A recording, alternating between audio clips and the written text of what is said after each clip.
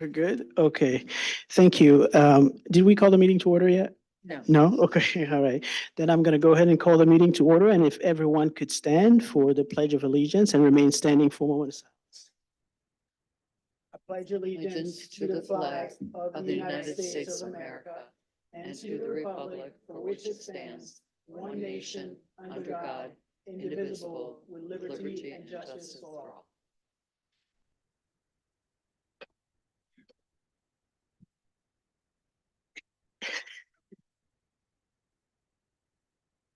It's Monday. So Madam Clerk, could you please call the roll?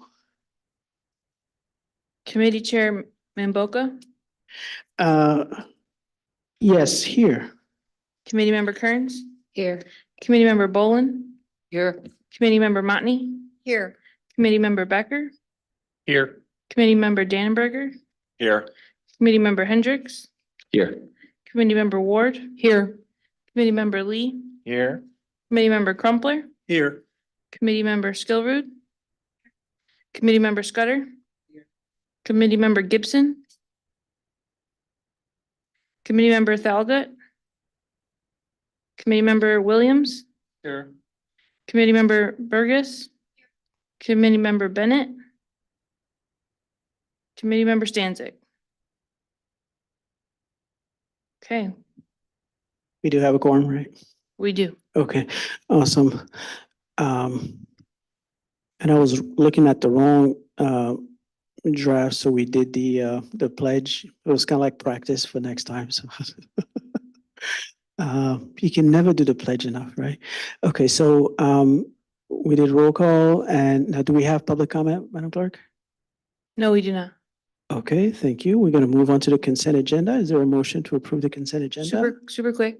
We have a couple Scrivener's errors and some names. I just want Oh. to let you know, I will correct them before we get those signed. Otherwise, they're good to go. Okay, good. All Uh, motion. Okay, motion by trustee Hendricks, and is there a second? Second. Second by trustee Bolin. We're not doing electronic, right? Just roll call? Correct. Okay, All right, start at the top. Committee Member Millamboy, yes. Committee Member Kearns, Aye. Committee Member Bolin, Yes. Committee Member Motney, Yes. Committee Member Becker.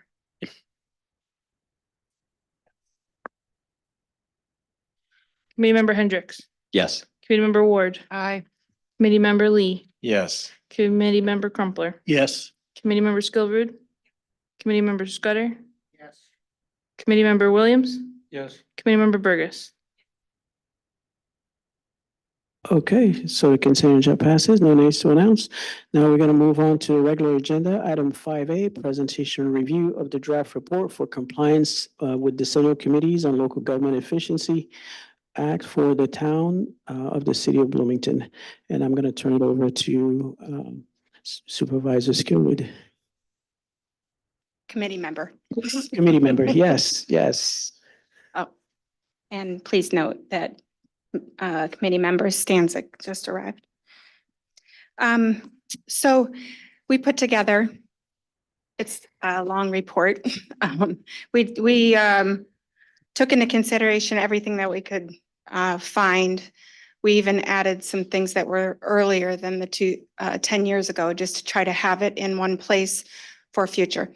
We feel like it's a very thorough depiction of the efficiencies that we have running in the township. And we did note a couple of different items, one being on page, well, let's see, what page are we on? Never mind. We have they're all page 1. That's one thing we'll have to figure out on this. So in program service agreements, I wanted to make note that you understand program service agreements are us supporting the community agencies and nonprofit agencies that would be something that we would be able to do if it weren't for them. So we basically don't duplicate services with other agencies in the community. So we support them financially to some degree on whatever their needs are. And there's a whole list of those. Some of those items are redone in different ways. So I'm going to give you an example.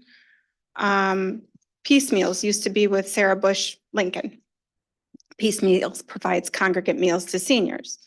So we gave funding support for that. And then they split off to OSF and another.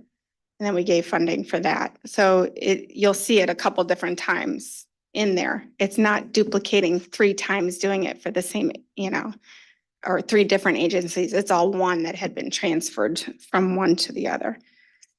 In there also are some things that we've attempted to do. So initially we had a Heartland Community College class that we would have our able recipients of townships attend. And that helped with mock interviews and resumes. It was a fantastic class. It was early on in my first term. And then that ended up going away because their grant funding didn't happen through the state. And so then we asked the instructor from there to come to our office and teach that for our clients, which she did for a year, and then decided to retire from that. And then we ended up with a wellness lifestyle class following that to continue to try to help our clients improve their soft skills and their health and wellness. And that's how we ended it so far. We haven't initiated something new from that. And there's many other things that we've done and accomplished in that regard. So I could go on and talk about this, but we did have, if anybody wants to bring up any questions, I'd be happy to answer them. Township does have some considerations that could potentially improve upon our services. One in the area of agreements, like social service agreements, would be I recognize for 2 years now that we could really benefit by having a counselor in our office or a caseworker, sorry, I meant caseworker, in our office to do SOAR. SOAR is SSI or SSDI, outreach, access and recovery. So that is helping our clients with the process of applying for Social Security or supplemental security. And so other than that, there's really very few attorneys in town that monitor and engage in working to help somebody achieve supplemental security income. We work with the attorneys here in town that do that, and but we feel that the client would benefit if we had that program in place. Another one is implementing potentially a new HERE kind of program. And I've mentioned that in a board meeting before, where we, instead of just providing arrears for rent and utilities, continue to do that, but see a documentable need now, which means what crisis caused you to be in this situation and prove that. So that hasn't come to play yet and hasn't been formulated yet for the board, but that's one thing that we're considering doing. We did put that in the budget for some help, and that would continue to help seniors through the SSI program, or, if they're on a fixed income, because that's one thing that I mentioned last month, is that there are a lot of aged, or how did I put that to my mom and my aunt?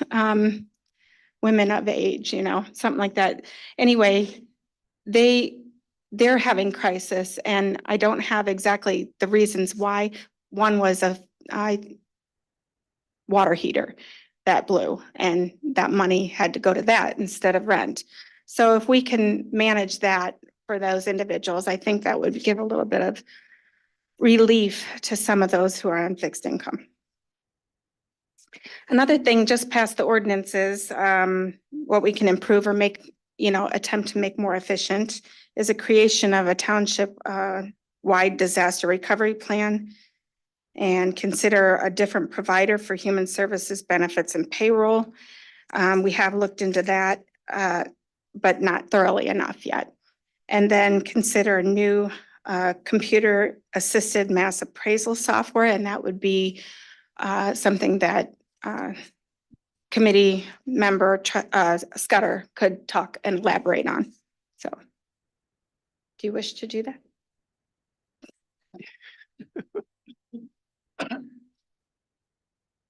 when she says computer assisted mass appraisal, it's a software used to value properties in the city. We currently are using a Microsoft product that seems to be getting farther outdated and not being supported as well as it used to be. So we've looked into some other vendors to see what those costs might be or how we can develop our own in-house appraisal software that will continue to go on into the future.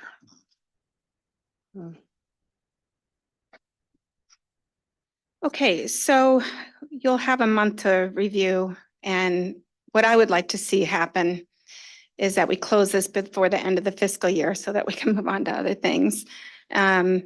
If the committee so chooses, if there are any questions, I'd be happy to see if I can answer them now, or we bring it to the table at the next meeting. I'd like for us to potentially move that meeting up a little bit to the March 25th to see if we could vote then, if there's nothing else happening. Move it from April? Uh, Is that- yes, Okay, that's a correction. Us. okay. Committee members, are there any questions? I do have one. In the section where you talk about what can we improve, there's not a lot of focus in there just on overall operational things, whether it be just the finance and accounting, maybe intergovernmental with the city, any of the other maintenance type functions. You know, I'm not disputing all the good that you're talking about in the relief organizations, but operationally, there seems to be a lot of overlap that we could be looking at that we aren't addressing. You want to respond? Do you have any example? What do you mean in an overlap of an example? Finance, accounting, payroll, and you talk about the software and that, but what about different maintenance services, the township doing roads, the cemetery versus the parks department? There's all sorts of efficiencies that could be happening if we work some of those things together. Right now, we do have some intergovernmental agreements with the city for snow and mow and that kind of thing, and IT. We do have a lot of intergovernmental agreements that already exist that we work with the city on. Financial is a little bit more difficult with general assistance because we have to pay landlords and the utilities so that people aren't evicted and their disconnects don't happen. So we do that on a regular and much more frequent service right now. I believe in the past, they have looked into and I don't know what year it was, but my comptroller said in the past, they have looked at doing that for the financial part of that, writing checks and getting them out. But that hasn't, I don't think that was very successful, and I don't know all the details on that. I could put that in here as a review item for the future, but it's not something we'll do right away. Right now, we're just exposing what could be a deficiency or an improvement. We're not doing the work right for this report. I would love to see anything that we can put in there as exposing it, because when you have, again, parallel organizations, the organizational structure does duplicate functions. The organizational structure, you have to remember our laws are different than the municipality. We're not home rule, we're non-home rule. That plays a part in that, and same with all of our statutes are different as well. So that has to take into effect.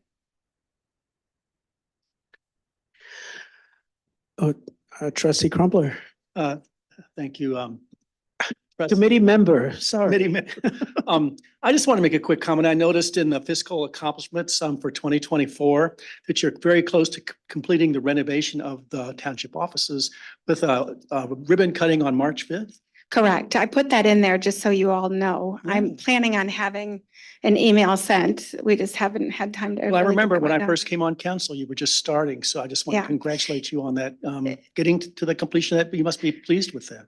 We are very pleased with it. There are some issues that still are left outstanding, so we cannot close on that just yet. Some of that has to deal with lighting and some oddball things, but we're very happy with the services that J.C. Spencer has provided, and they were very easy to work with.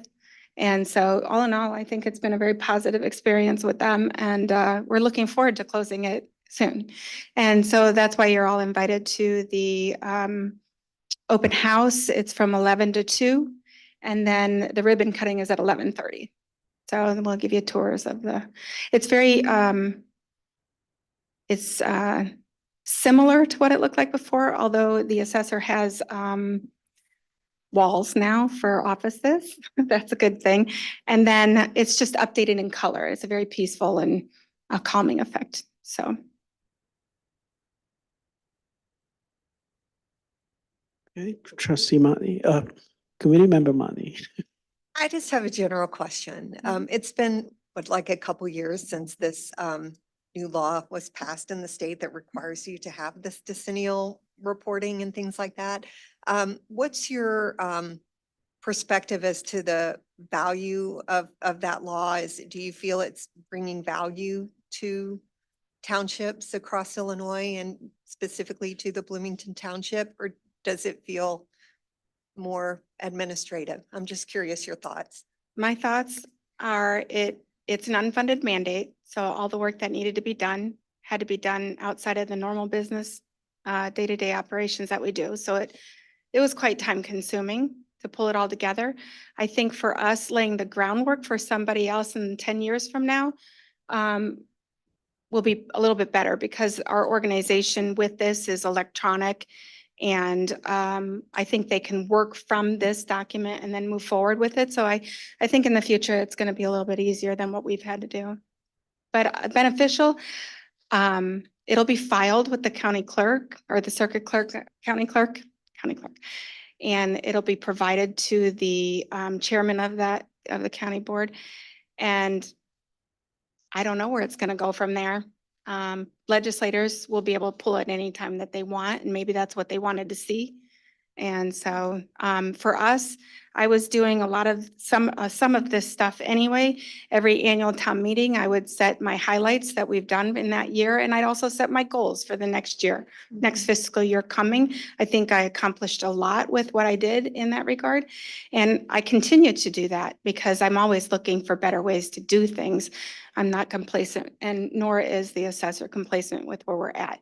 And so it's reiterating the highlights, and we did accomplish a lot. Some were successful, some were not, and it's dynamic. Everything that we do is dynamic year to year. We put out the reports and there's always something new to do, but they're the same reports, but there's always something new, And so it was a good review. And the state law, though, just requires you to have one big report once every 10 years, is that Once right? every 10 years. So, Understand that, but yes. And a lot happens in 10 years. That seems like a very large Well- interval to mandate you to have reports and yeah. then wait 10 years and report it.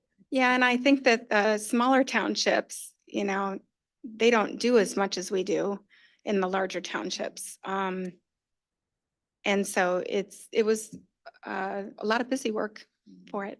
So Thank you. Thank you Mhm. very much. thank you. Okay. Doesn't seem like we have any other questions, so and this item is for information only. So next, we're gonna go to item 5B, consideration and action to set the date for the next decennial committee meeting.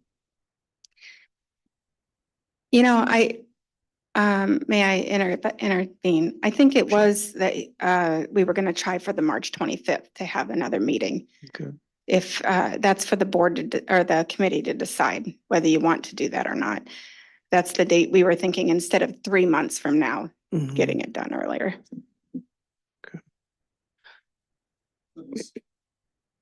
So this would be before the regular township board meeting? Correct, So it'll be 5 o'clock, just like now. right? correct. Any issues with that?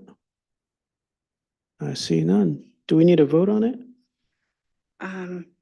Yeah, considering Yeah. action. Okay, Yeah. all right. All I- right, so can I have a motion? Yep, I can make the motion for the next meeting to be Monday, March 25th at 5 PM. Okay, a motion by committee member Hendricks and then second by committee member Bolin. Roll call? Committee Chair Millamboy, Yes. Committee Member Kearns. Aye. Committee Member Bolin. Yes. Committee Member Motney, Yes. Committee Member Becker, Yes. Committee Member Dannenberger, Yes. Committee Member Hendricks, Yes. Committee Member Ward, Aye. Committee Member Lee, Yes. Committee Member Crumpler, Yes. Committee Member Skillroot, Yes. Committee Member Scudder, Committee Member Gibson. Nope, sorry, he's absent. Committee Member Williams, Yes. Member Burgess, Yes. Committee Member Stancic. Yes.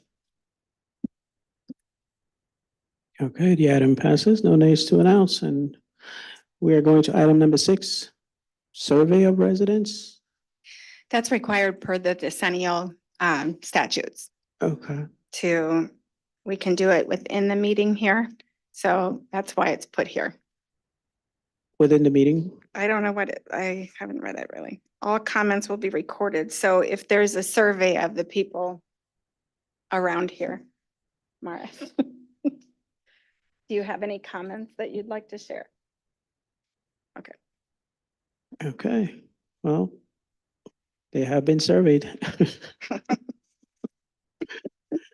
And with that fine survey, we are going to ask for a motion to adjourn then, yes? Make a motion to adjourn. Okay. Second. Motion by Committee Member Bullen and second by Committee Member Hendricks. All those in favor signify by saying aye. Aye, okay. We are adjourned. Thank you. And 5 minutes, so restroom break.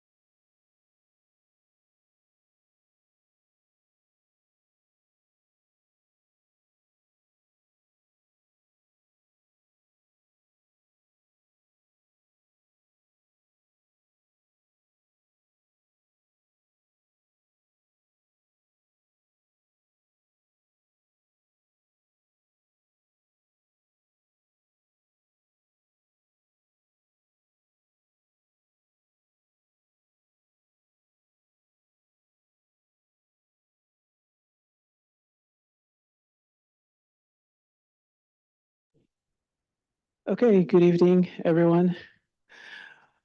Um, hey, class, we're ready to go. Hello?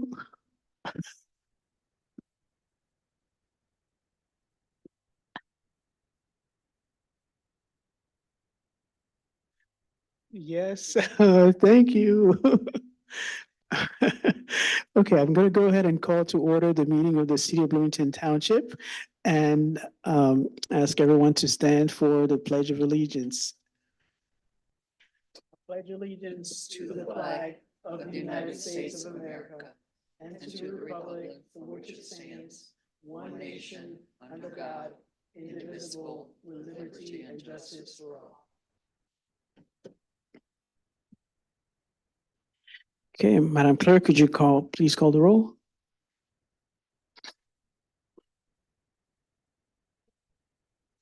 Yeah, okay. Trustee, sorry. Trustee Milwamboy, Here. trustee Kearns?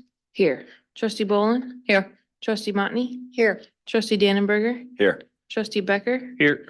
Trustee Hendricks? Here. Trustee Ward? Here. Trustee Lee? Here. Trustee Crumpler? Here. Okay, thank you.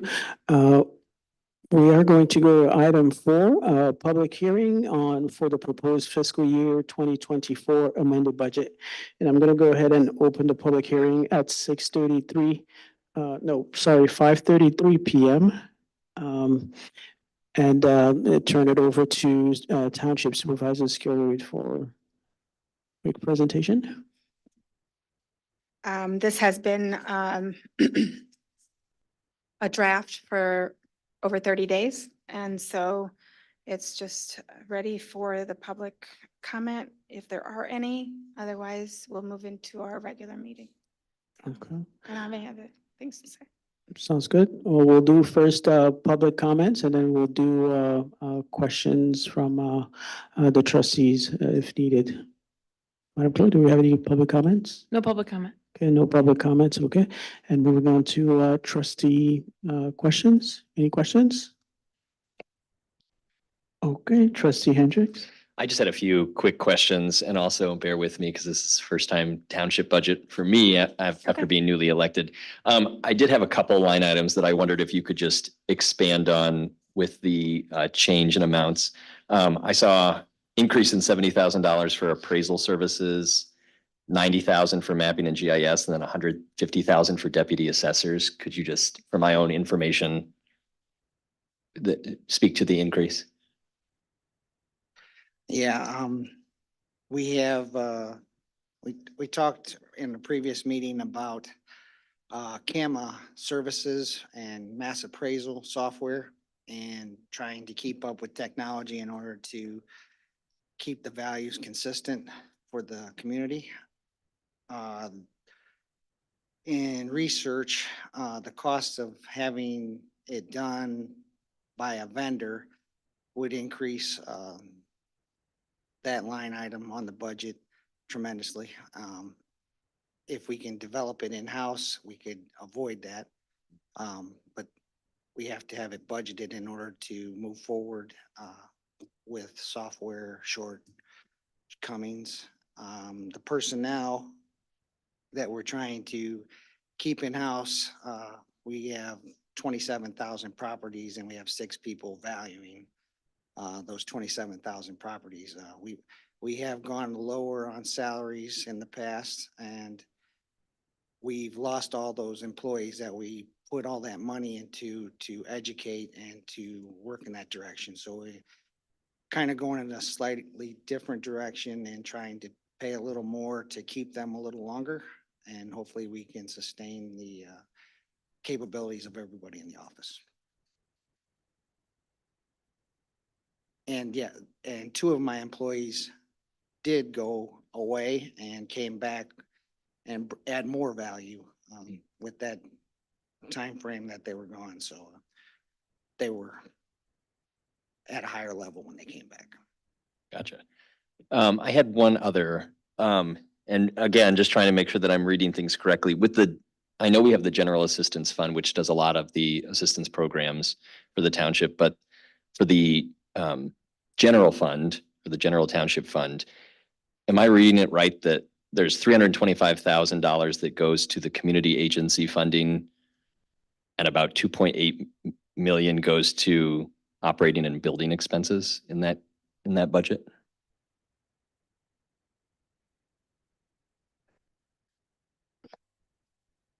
That's not entirely true that that's operations. A lot of the general assistant staff is the program of general assistants.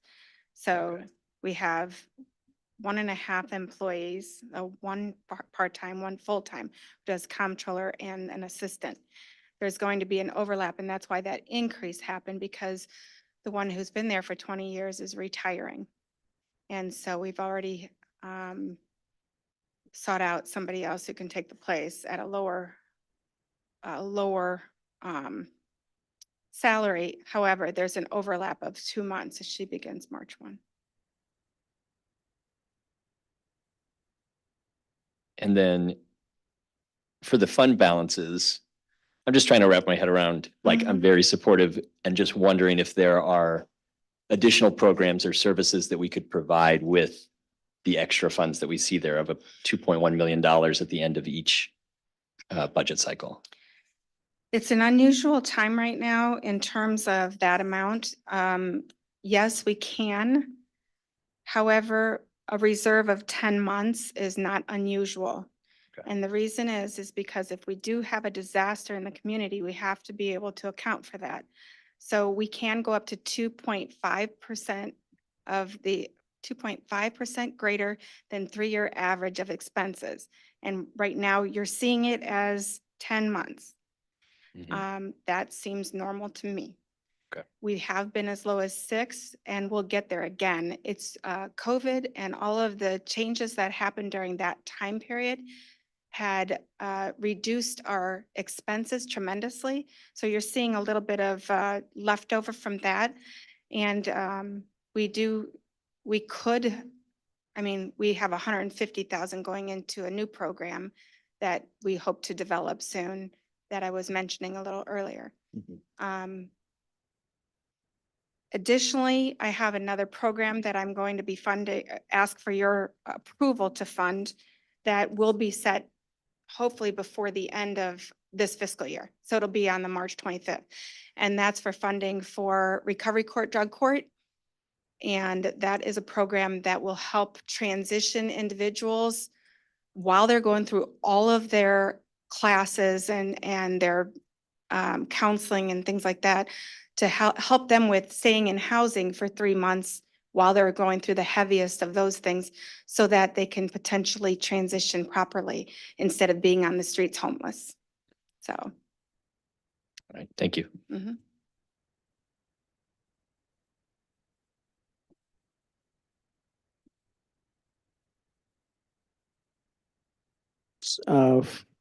From the trustees. So I'm going to go ahead and close the public hearing at 5. Oh, Oh, dang it. go ahead. I really want to say one more thing. Okay, only one. I talk a lot, I know. I wanted to let you know that I wanted to honor one of my caseworker, Jen Curtis, because she's been working with the HERE program and general assistance. It's been a lot of work, but she has saved the program over $5,000 by calling all the landlords when somebody's in arrears and removing the fees associated with late payments. And that gets to be a lot. That's usually twice in a month that they get fees of $50 to $100. And she has worked on that tirelessly. So I wanted to really honor her in this in particular situation, because she's really helped save the township money and has been very frugal with it. So. Okay, thank you. And we're going to close the hearing at 5:40. And move on to public comment. Madam Clerk, do we have any public comment outside of the hearing? We do not. Okay, no public comment. And now consent agenda. Is there a motion to approve the consent agenda as presented? I'll move. Okay, moved by trustee Coupler, second. Second. Second by trustee Ward. And Madam Clerk, could you please call the roll? Trustee Malomboy, Yes. trustee Kearns, Aye. trustee Bolin, Yes. trustee Motney, Yes. trustee Dannenberger, Yes. trustee Becker, Yes. trustee Hendricks. Yes. Trustee Ward, Aye. trustee Lee, Yes. trustee Crumpler. Yes. Okay, the item passes. No news to announce. On to the regular agenda. Item 7A, consideration and action on the adoption of the fiscal year 2025 budget and appropriation ordinance. Is there a motion? I'll move to approve. Okay, motion by Second. trustee Hendricks, second by trustee Boland. Madam Clerk? Trustee Malombe, Yes. trustee Kearns, Yes. trustee Boland, Yes. trustee Motney, Yes. trustee Dannenberger. Yes. Trustee Becker, Yes. trustee Hendricks. Yes. Trustee Ward. Aye. Trustee Lee, Yes. trustee Crumpler. Yes. Okay, the item passes. Moving on to item 7B, a report on change order number 8 for the City of Bloomington Township Office Renovation Project. And Township Supervisor Skirwood. I think this is a very minor change order. It had to deal with electrical and data changes, and that was $1,200, I believe. So,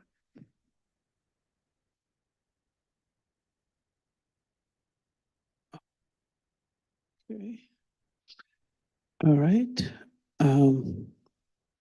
And this was informational only, so we're gonna move on to item 7C, bid approval for request for proposal by Evergreen Memorial Cemetery for 2 new columbaria. Okay, all right. Trustee Skirwood? I think this has been in their budget for a while to complete their mausoleum and the columbariums around it, so it wasn't unexpected. Okay. Is there a motion? I'll move. Okay, a motion by trustee Ward, second. I'll Second. second. Okay, second by trustee Bowman. Madam Clerk? Trustee Malombe, Yes. trustee Kearns, Yes. trustee Boland, Yes. trustee Motney, Yes. trustee Dannenberger. Yes. Trustee Becker, Yes. trustee Hendricks, Yes. trustee Ward, Aye. trustee Lee, Yes. trustee Crumpler. Yes. Okay, the item passes. No news to announce, and now we're gonna move on to reports by elected officials, and we're gonna start with Township Supervisor Skilreed. Well, because we've been running our meetings together, everything I said about Jen Curtis was supposed to be right now, but so I've already said what I needed to say. Okay, sounds good. And Township Supervisor, Assessor. Hey. Scudder. The report I gave this evening was the final at the state that was filed and sent back to the county for the city of Bloomington Township. It's the number of properties and parcels and the total value of the city, as they got it reversed from the board review and any multipliers. So on my first graph, the number of residential properties has increased, which we see in growth in the community as more single-family homes are being developed for more properties to add. And as we see the commercial properties start to decline, that's more of the larger parcels getting broken down into several larger or smaller parcels. Our equalized assessed value has grown again up to 2.5 billion, almost. And the total EAV on the last chart is how it's broken down. Residential carries the burden of it, and then commercial, and then all others are falling in. And at the end, and the last 2 pages is just a copy of that report that's shown on the graphs. It is the city and the county, so you can see where the city is, how much of the assessed value in the whole county of McLean is coming from the city of Bloomington Township. Any questions? Okay. Questions? Okay, seeing none, I think we're going to a motion to adjourn. I'll move to adjourn. I'll Okay. second. Okay, trustee Hendricks and trustee Bowen, all those in favor signify by saying aye. Aye. Aye, okay, we are adjourned and we will see you in about 15 minutes.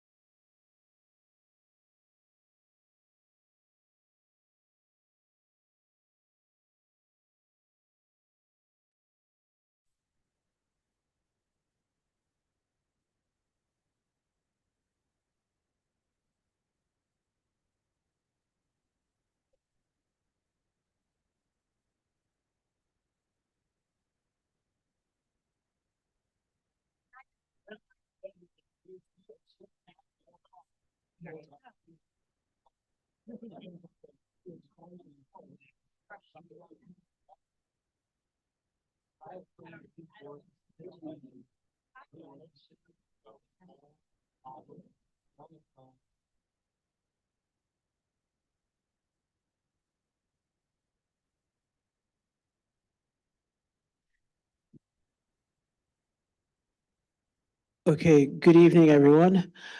Uh, I'm gonna go ahead and call the City of Bloomington council meeting to order.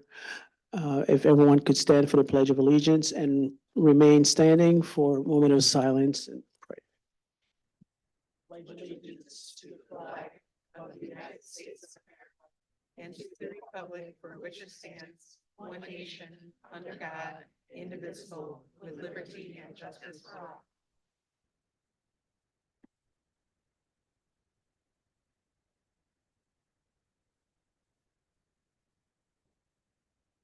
Thank you. Madam Clerk, could you please call the roll? Councilmember Kearns, I am here. Councilmember Bolin, Here. Councilmember Mutney, Here. Councilmember Dannenberger, Here. Councilmember Becker. Here. Councilmember Hendricks. Here. Councilmember Ward, Here. Councilmember Lee, Here. Councilmember Crumpler, I'm here, and I'd like to know for the meeting and such that I'm here this evening as well. and Mayor Millawamble. Here. We are going to move on to recognition appointments, and the first and only recognition that we have is for firefighter Donovan McIntyre, who has completed probationary period as requested by the fire department, and Chief Matheny will step up to the podium with Donovan.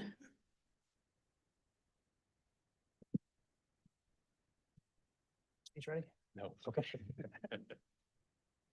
Good evening, Mr. Mayor, council members, City Manager Gleason. Truly, you hear me okay? Truly proud to stand before you tonight and introduce firefighter Donovan McIntyre, who recently completed his probationary period with the fire department. Donovan began his career with the department on February 20th, 2023. He attended the Fire Academy at the Illinois Fire Service Institute in Champaign. He graduated from the Fire Academy on June 27th of last year. And after that, he was assigned to A Shift, where he began his in-house training program that consisted of spending nearly 1 month at all of our stations and also completing the necessary tasks associated with our probationary task manual. In January, I received recommendations from his supervising officers, each indicating that Donovan should be appointed to a permanent position with the department. I want to share a few highlights of those recommendations because they describe Donovan as personable, outgoing, well-spoken, respectful, eager to learn and grow, taking great pride in his work, and showing compassion and empathy towards his patients. These are all outstanding characteristics, not only what is expected from our firefighters, but what the community deserves. A little bit about Donovan's background. Sometimes I talk too fast, I apologize. He's originally from Illinois, but he actually grew up overseas in Senegal, West Africa, where both of his parents still reside and work. Donovan graduated from Western Illinois University in 2020 with a degree in, actually a bachelor's degree in fire protection services. After college, Donovan worked in Peoria for advanced medical transport, where he completed his paramedic training. While growing up, Donovan said he always wanted to have an active career that would keep him busy and allow him to make an impact on the world, stating that he always had a passion for EMS and fire, relating that he has wanted to be a fireman since he was in middle school. His hobbies include anything water sports related, riding his motorcycle, going to the gym, movies, and reading. He also expressed thankfulness to his fellow firefighters, his parents, his family, and his girlfriend for supporting through all of this. Join us tonight and celebrating Donovan's achievements are his brother, his girlfriend Megan, and some family friends. Once again, I'm extremely proud to introduce Donovan to you tonight and formally congratulate him on his accomplishing this milestone. I look forward to the next chapter in his career and a great future. Congratulations, Donovan. Thank you.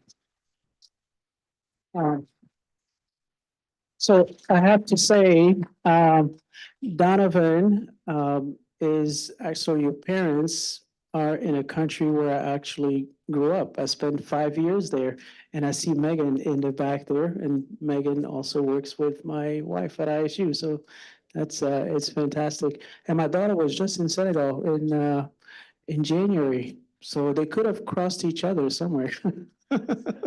Yeah, so that's exciting. Thank you. Thank you very much for your service, Donovan.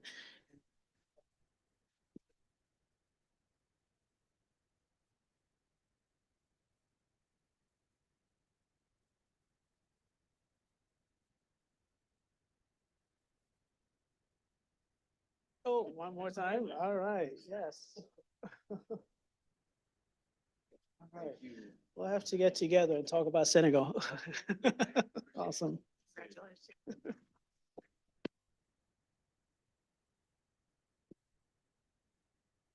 Okay, and next, we are going to move on to public comment. Madam Clerk, do we have public comment? We do. We have 7. Okay.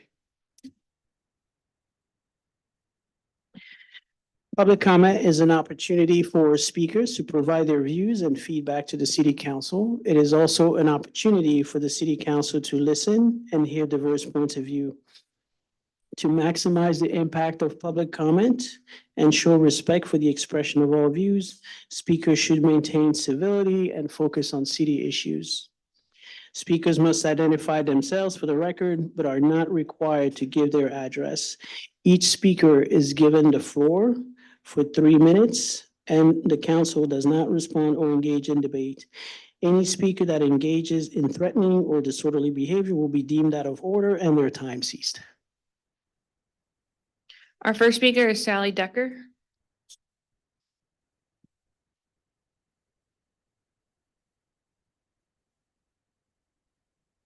Good evening. My name is Sally Decker, and I have just recently been made aware that the Grosinger Arena is classified as a park. We contacted Grosinger Arena, and they were not aware of it as being classified as a park. We have a family friend that is 25 years old. However, he has a mental capacity of a 10-year-old, but he is a registered sex offender. And because it's classified as a park, he is not allowed to attend hockey games, concerts, racing, any of that is done at the Coliseum, at the arena.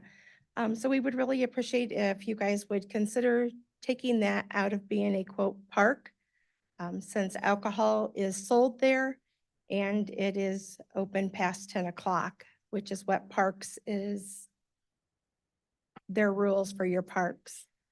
So we would ask that you would please reconsider taking that from the park.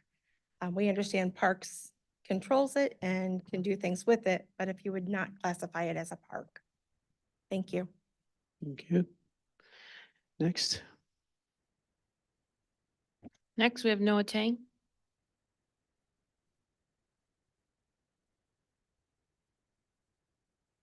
Hello, my name is Noah Tang, and I have come to make public comment about 2 things tonight. I request item M be pulled from the consent agenda or the dissolution of the Property Maintenance Review Board. As a former tenant member of this body several years back, I believe the dissolution will do a disservice to the city. Instead, the body needs to actually hold an in-person meeting, as it has done, more than its original purpose of providing landlords a grievance system when the city says they have violated code. Examples of this are including review landlord-tenant information on the city website. My other topic of discussion for public comment today is regarding the mandatory parking minimums for new development in this city. If you look at most of the best utilized and urban buildings in our downtown today, most would be illegal to build under the current parking regime. This has obviously stifled downtown near the development near the core, as well as the case for the public hearings for the parking variance on the Coachman Hotel site. Just like hundreds of other cities throughout the United States, Bloomington should reduce, if not eliminate, the arbitrary parking requirements, as it is a roadblock for infill development and walkable cities. Thank you. Okay, thank you. Next, we have Serena Fish.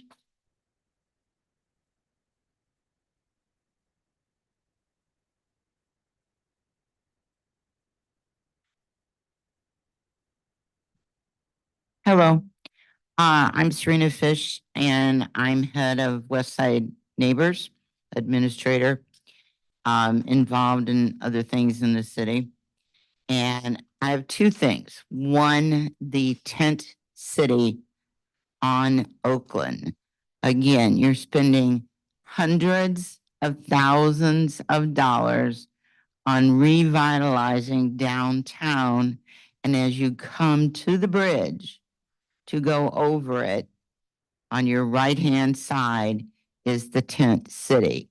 Since the last time I spoke here, it has grown.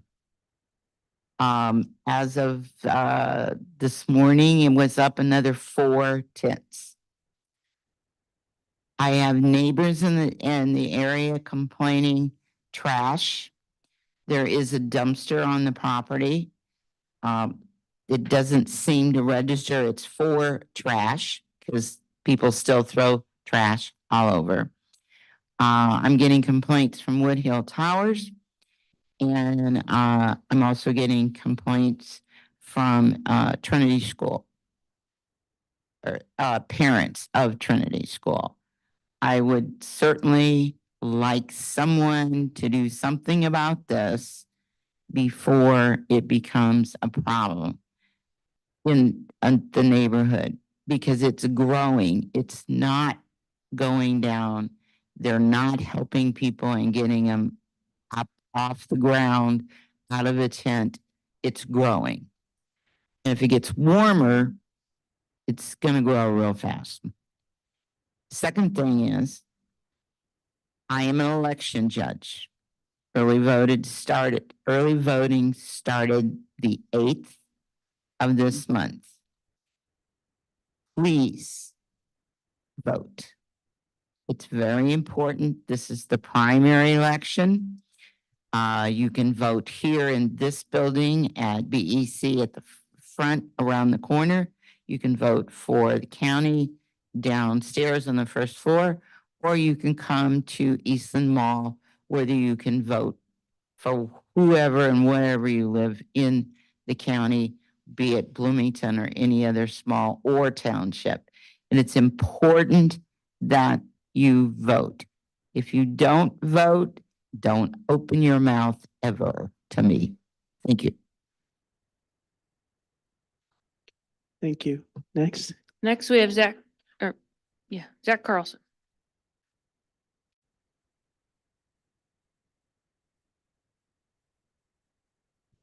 Hello, my name is Zach Carlson. A few things to speak on.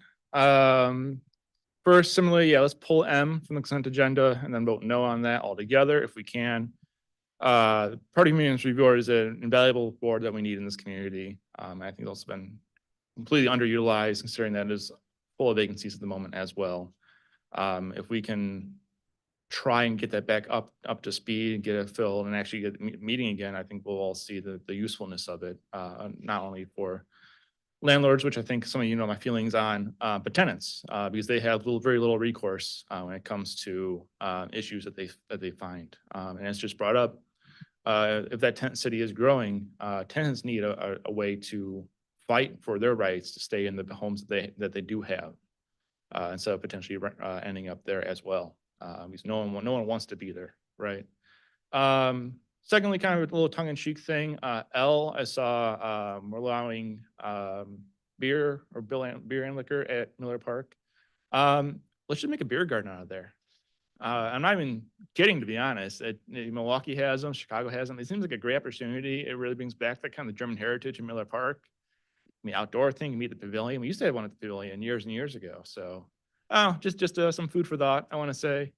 As a West Sider, I also kind of want to throw it out there that some of this nonsense going on behind me doesn't speak for me either. I've never been to this group, never heard of this group. I don't engage with this group. So as a West Sider, please help our neighbors, of course. But let's not pretend that there's other issues at hand. Reducing these parking minimums, as mentioned before, could be one way to help alleviate our housing crisis. The city taking on the role as developer, perhaps, if you're feeling particularly adventurous, could be one way. Some social housing, some greater public housing, along with other not-for-profits in the area, such as the Bloomington Normal Community Land Trust or Habitat for Humanity, taking up some of these vacant properties, some of these derelict properties, aggressively pursuing them to have them do something, sell them, or donate them for they actually be put back into productive use. So, yeah, appreciate it. Have a good meeting. Catch y'all later. Thank you. Next. Next, we have John Capodice.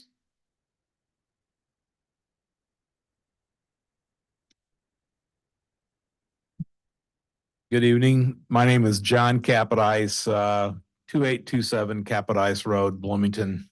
Been a lifelong member of this community and 2 generations ahead of me. I'm here to speak on the rental property review board. I've chaired that board since its inception approximately 8 years ago. And I got this letter over the weekend that they're considering merging this with the Bloomington Building Appeals Board.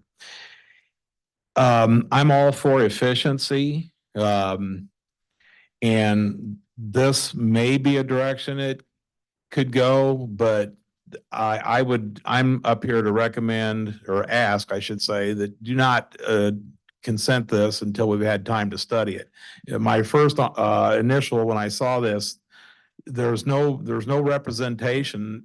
If this thing merges, there's going to be no representation for the landlords, which I'm one of those, and or for tenants. And I would just like to have a little input on how the makeup of this board is going to be and what its merged functions are going to include. Thank you for your time. Thank you. Next. Next, we have Scott Steinley.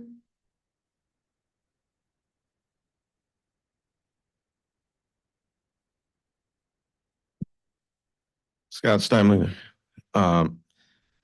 I wanted to mention that the potholes keep getting deeper and deeper and deeper and deeper in certain places at level with the grass. That is not saying a whole lot. And, you know, I would be embarrassed if I'd be anyone. I'm embarrassed for people to say, boy, these sidewalks look terrible. And I said, well, you're preaching the choir. I said, bring it up to the city. And the sinkholes, they keep getting deeper and deeper and deeper, and there's more and more and more. I don't know what it's going to take. Somebody's got to fall and break their neck, you know, before the city does anything. The storm inlets, they keep getting, it's dangerous for you to clean, for me to clean them out anymore. I was trying to do it to help the city out and be a good neighbor, and they just are getting worse and worse and worse, and the city takes it for granted. And there was a resident walking. This storm drains were so low, and they made a comment to me. I said, "You're preaching to the choir." I said, "Bring this up to the city. I don't know what the city's doing with all this money that they're getting, and they're just blowing it." You know, I would hope that somebody would wake up and see it through the taxpayers' eyes. And this is a perfect example that some things in the city are really not necessary. It's whose ox is being gored. Thank you. Good. Thank you. Do we have any more public comments? Our last speaker is Dale Nafziger. Okay. Again, apologize if I butchered your last name. Close enough. Good evening, everyone.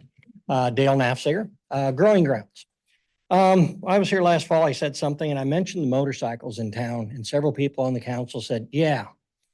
And the weather's gotten nice, and it's just absolutely getting ridiculous of the sound and the noise, and the guys run straight pipes and just being as obnoxious as they can.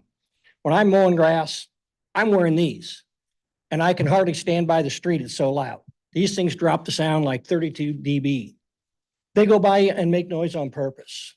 Some of them are really nice, and that's fine. But so many of these guys have just straight pipes on them. I talked to the chief, and he said he would address it with his traffic people, and that's great, but I thought I'd mention it to you. I know it's hard. You can't just go write a ticket, because how loud was it when you go to court? Write them for nuisance, write them for unnecessary. But if we don't start doing something, John used to have a motorcycle shop, and I used to ride one of those motorcycles, and I was an obnoxious kid, but nothing like this.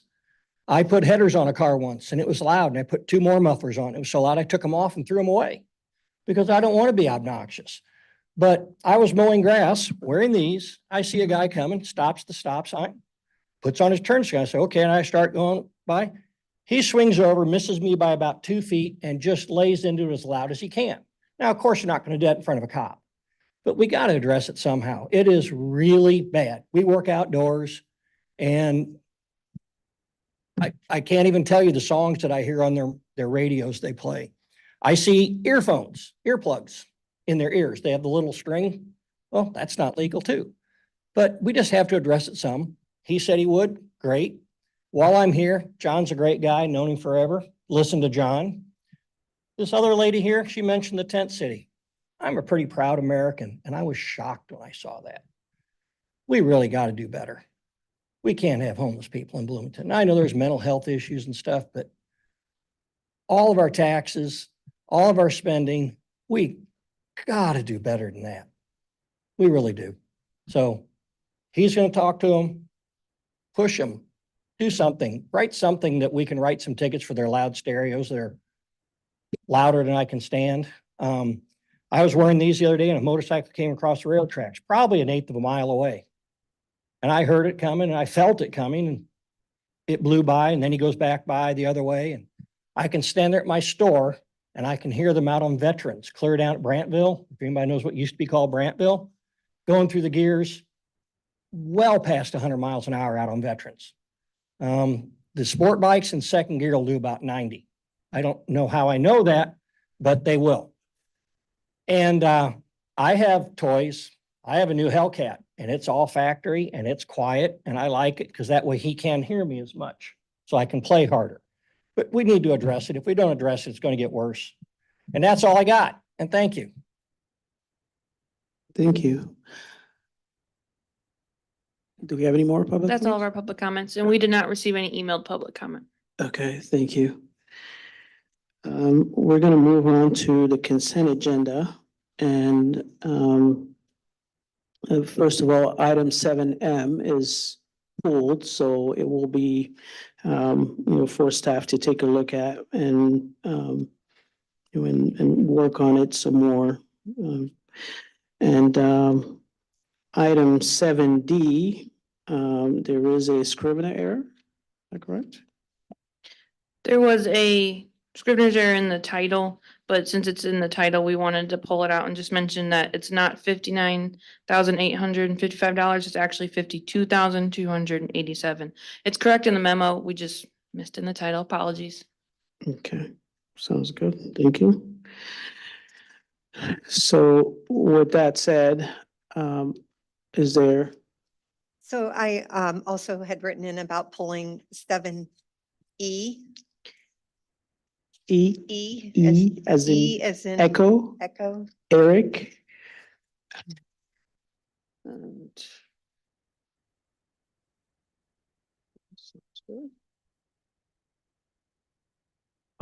doesn't look like we have anybody else. So is there a motion to approve the consent agenda with the exception of item 7M, which has been pulled all together, and will not be considered, and then item 7E? I'll make that motion. Okay. Second. Okay, motion by Councilmember Bolin and then second by Councilmember Hendricks. Are we going electronic or We're sure gonna try. are we rocking and rolling? Roll call. It's giving me an error. Give me 1 second, and I want to see if I can fix that.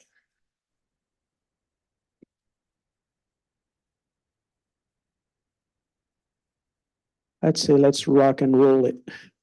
All right. You should be good. Can you guys see the votes? I don't know. There we go. Now you can see the votes. I'm getting the hang of it.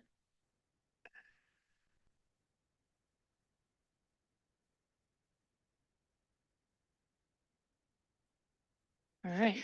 Okay. The item passes. There are no nays to announce. And we are now going to go to Councilmember Motney for item 7E. Yeah, I really just wanted to learn a little bit more about the context of this. As I understand it, there was a prior investment about a year ago with the same intent, but I wasn't able to find the documents in the meeting minutes that were referenced as being the source of those documents. So, that was one of the reasons why I asked it to be pulled, just to kind of understand the continuity. And it sounded like in total, we would be spending over $100,000 in branding the city as an employer of choice. And I understand the investment, previously that was made. When I saw the request this time to carry on and to develop a logo and to have, a feedback system on the logo, and with the amount of money and the sources of the funds, it caused me to wonder, how are things going with our own employees from the perspective of attrition, voluntary attrition? Because quite frankly, I think, the best brand development for any employer to become an employer of choice is the advocacy of its current staff. So, I mean, is there anything unique going on there from an attrition perspective? And if you could just speak a little bit more to the context of what did we vote on previously? It seemed, or at least it would have been implied, that would have been kind of a one and done, and then this is additive. So that's why I asked for it to be pulled this evening. Yep, I absolutely appreciate that. And I don't want to speak ahead of Tim, but if you're good with me going ahead. So I guess a couple of things. One, I'm super excited about this project. It has been a long time in the works. We did do an RFP in 2023 seeking services from outside contracts. Graham Spencer rose to the top. That is the organization that we have been working with since about March. I do want to correct one thing. So in the documentation that was attached to the agenda item, there was a memo from our procurement manager to our city manager, and I think she misstated. She said it was a council memo that was voted on March 31st. It actually was a procurement memo that was signed off by our city manager on March 31st. So it was within his threshold, under his authority, to sign off on those services. So that's why you weren't able to find any council memo or have any recollection of actually approving that, because it was a procurement memo, not a council memo. Additionally, so you're absolutely right. Two main goals of this project is build our brand image as an employer of choice. We do this for recruitment. We also do it for retention. On the recruitment side, we talked in April about our workforce update. We are seeing a significant increase in our vacancies since 2018. One of the things we want to do as a strategy is this recruitment campaign.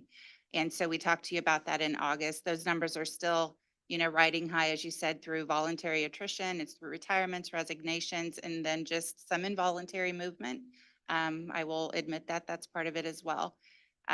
From the retention side, we see this as a retention tool also. We want employees to want to come to work at the city. We want them to feel valued. We want them to feel included. We want them to be recruiters for us. Get out there and spread the word. This is a great place to work. We do have an employee referral bonus program to help assist with that. That does get used regularly. So 100% agree with you on your comment. This is also about retention, because how cool is it going to be for them to see this brand image and say, oh, that's where I work, or, see it on a digital ad, or see it, on our website. So that is part of the goal as well. So when we're talking about this new memo versus the old memo, the new memo was phase 1 through phase 4. We are finalizing phase 4 this week with the finalization of that creative design. We do have a logo that we have collectively agreed on internally with admin and some other staff. The reason behind some of the higher cost dollars is this has been a very deliberate, intentional project. We wanted to take the time to hear from our employees across all levels, across all departments, to hear from them. How do you see us as an employer? What can we do to really promote ourselves? What can we do to better promote ourselves? And we took the time we did what's called a G-search model methodology with Graham Spencer to really get at the data to say this is a data-driven approach. We want to know what we can do better, and that's how we're going to build off of what the survey results were. So that was phase 1 through phase 4. We also did a validation study saying, okay, this is what we've heard. Now we want to make sure that what we have, our output here is actually valid. So they take a very statistical approach with it. Moving forward, we're going to take that creative design then and put it into a digital media campaign. We're actually gonna, do some photography, have Graham Spencer collect the footage, some B footage, and get that into more of a digital format. They are going to help us develop a landing page on our website. So a recruitment landing page that when an applicant goes to Indeed or it goes to SGR and they're clicking on a link, it immediately drops them into our recruitment landing page with our brand image. This is who we are as a city, as an employer, and then it walks them through the recruitment. I know one question you had, Sheila, was on return on investment. Definitely something that we want to do because this is a large investment. I'm not making any bones about it, but we got one shot at this. We want to make it the best right out the gate. We want it sustainable. We want it timeless. And we really think Graham Spencer is the subject matter experts to help us get there. We are already super impressed with what they have come up with. And now moving forward, then we want to continue that journey with them to say, okay, get us to the next level. Other employers are doing similar things, but we want top talent. We want to go for the top. And I know I've heard Tim say it a few times. You may have heard him say it too. We don't just settle, with our recruitment. We will continue to go back out until we have the candidates that we want, because we as a city, for our taxpayers, for you all, we deserve the top talent, providing those services. So that's really, I know that's a lot, sorry, but I get a little passionate about it. That's really what this is about. So return on investment, metrics we're going to be looking at quantitatively, qualitatively, application quality, candidate experience, turnover retention rates, applicant numbers. So, we'll definitely be taking a lot of that into consideration. So given that we're already 11 months into the first agreement, what are some of those metrics that you've been tracking, and what has been the movement on those metrics? So we have not been, we track metrics all along, but it's not fair to say that it's going to reflect the campaign because we have not actually rolled out the campaign yet. This has all been development. We are moving into the actual use of the creative concepts that they've designed. So that would be the next step. And then what we will do is take what we have started tracking, compare it down the road, after the full rollout to see where we're at. How much is your employee referral bonus? It is $500 for each the employee that refers them and the referred employee. They get it after 1 year they both have to be in good standing. So it's after probationary periods. Each employee then gets $500.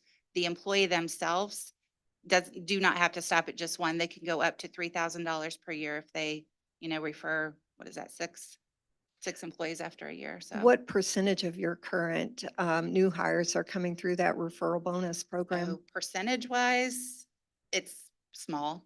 I'll be honest. We probably have 10 active referrals out there right now. So we do what we can to push that message. It's a newer thing. So any chance I get, I try to talk about it. If you were to guess on raw numbers from employee referrals, about how many hires came through that? 10. 10 total. So, in this case, I'm really just thinking about how do you build an environment where you don't have to hire a marketing firm to convince people that you're an employer of choice? And, that starts with the culture, of the organization. Because to your point, everyone is doing this. Yep. So it's just like, people targeting certain cities to move to, thinking that the workforce is attractive there. Well, when everyone moves there, then the workforce is depleted there. So same thing with investments in brand campaigns for hiring. I'm wondering if you considered why the employee referral program isn't more fruitful, and at $100,000 plus, which is where we would be, that you would have had other resources to make that a bit sweeter. or perhaps there's something in the data that you're uncovering that is making employees hesitant to refer others. I don't know, but not having the history, having referenced that being in our meeting minutes previously, I was just looking to understand the longevity of it. Because while we're voting tonight, I think on, 60-something thousand dollars, it sounds like we're really voting to continue something that started with another $40,000 to $50,000. So it's a pretty sizable investment without a whole lot of background to really understand it. Yep, absolutely appreciate that. And yes, the referral program has been in place, I want to say just under 6 months. So it's something that's still fairly new. But again, yeah, we are looking at all avenues. And something else we've talked about with our employees is, when you're out in the community, and you're talking about your position, people listen. People listen. You're standing in the grocery store, you have a City of Bloomington logo on, and you're saying it was a rotten day or it was a great day. People pay attention. So absolutely agree with all your points. Last specific question is the $7,500 that was geared toward testing out the logo. It sounds to me like you guys have really already settled on something that you're comfortable with. I'm just wondering if that aspect of the contract really to spend $7,500 to socialize it with a survey, if that aspect is really necessary, or if that represents something where maybe this could be scaled back just a little bit. It could. So the validation study is complete. And what we did is we had Graham Spencer then interview, again, another group of employees, really just to gauge their initial reactions to, they had come out with, I think, 15 different options on really vastly different logos that really, I think, spoke to a lot of different people. But we want the one that is going to speak to the masses, attract the masses. And so they took a couple of handfuls of employees and really walked through, okay, here's option one, option two, engaged their reaction, did a complete study, and we're using that data to finalize the direction we want to go with the logo. Yeah. So, optimistically here, I don't want to put words in your mouth, No. but is there the opportunity then to remove the $7,500 from what we're voting on here today? We potentially could. I just want to be clear that validation study is complete. So that was a separate cost that was approved. But you're saying kind of take it as a credit on these future costs? Well, I thought I saw something referencing in the packet this evening that one of the line items was the $7,500 earmarked to do a survey to validate the logo. And that survey has been completed. So that work has been done. Okay. So, okay. I'm trying to connect the dots. So that's already been done, but we're appropriating for it this evening, or? No, we are not. That's already been paid and approved. Okay. Yeah. Thank you. Okay, you're welcome. I'm not You sure wanna add that this might be the right time to add some additional comments, but first off, Nicole, for the community, Nicole Albertson's our HR director. Excellent job. But what I was going to say is this investment in the organization, it's even bigger than the numbers that we were throwing out today. So when we talk about a philosophy and a culture within the organization, the 5+ years that I've been here, the investment that we've made in the employees in regards to servant leadership as a philosophy, the formal and informal training of that. Also, the ICMA leadership courses that we're already scheduling cohort 3, cohort 4, the recruitment and investment in trying to attract employees and being intentional when we talk about wanting to be representative of the community that we serve. It's an intentional effort that we have to make. So I guess I'm sharing that this number on this topic is even much larger than what's before council tonight to be approved. Thank you, Mayor. Okay, thank you. Is there a motion, one or another? Oh, question? Yes. Oh, okay, sorry. That's all right. Thank you, Mayor. Thank you, Nicole, for coming before us this evening. I'm wondering about timelines. It sounds like this was initiated in 2022, and in your phase 4 is near completion, and then there'll be, is that a phase 5? Is that? And I'm also curious if you could maybe just give us some details. You mentioned there was going to be photography. I guess data gathering sounds like it's an emphasis. What other activities do you think will be included in phase 5 if we, fund this evening? Sure. So a lot of what will be happening with Graham Spencer is the gathering of the photography, gathering of footage, and then they're going to take that back and really start to develop what we want to see as far as our creative recruitment theme. So we've got our logo, we've got, how we want it to look within the content moving forward, and then they're going to start to digitize. And I'm getting a little beyond my subject matter expertise because I'm not a marketer. But they're going to be working behind the scenes to get us the landing page on our website. We'll work with IT directly on that. And then this digital social media campaign, what we're going to do to really push it out through the media. And, that one other kind of cool idea that they've shared with us that we're probably going to look at is, it sounds simple, but it's impactful, is window clings or mirror clings. So what they have done with other organizations is take the arena, for example. They will just put, the logo we come up with our tagline on a mirror. You're standing in the mirror, maybe washing your hands after you use the restroom at an event. And it's, it's one of the themes where it's like, look at yourself here, picture yourself. You look good in blue, possibly for like police recruitment. So it's those types of ideas to do something different that other organizations may not be doing to capture the attention of recruits. Excuse me, thanks, that's great. Now are we thinking this fiscal, I guess I'm looking for how long are we, is this phase 5 going to be No, in place? it's Is it this fiscal year, Yeah. 6 months? I'm year out? hoping within the next few months, because I'll tell you, we've got some really critical areas, engineers, electricians, our trades, our mechanics.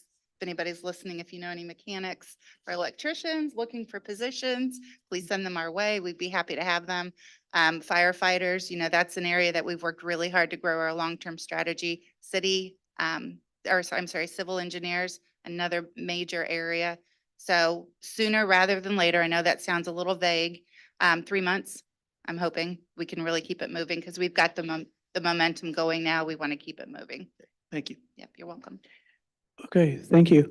I know we have another item on the agenda, so is there a motion? I'll move to approve. Okay, motion by Second. Councilmember Hendricks, second by Councilmember Bolin. And let's go ahead and vote. Thank you, Nicole. Thank you.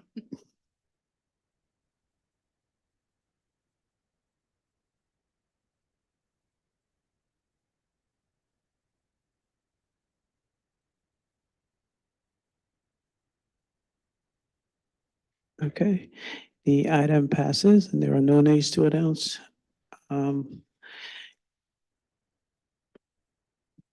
The next item on the agenda is regular item 8A, a presentation and discussion of the fiscal year 2025 budget update. And I am going to turn it over to City Manager Gleason, who will have some introductory remarks.